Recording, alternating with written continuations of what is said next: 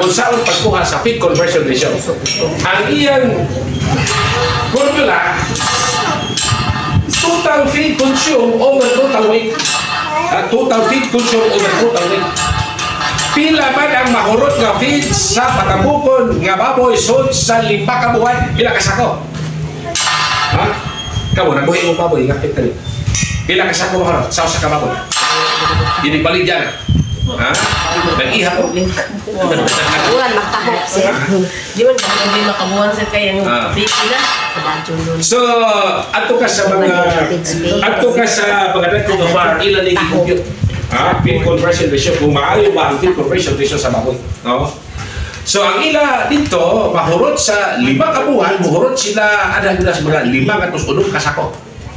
500 kasako kada baboy. No? Napo ka baboy. So, kung napo ka baboy, 5, 50 kasako imong maharot.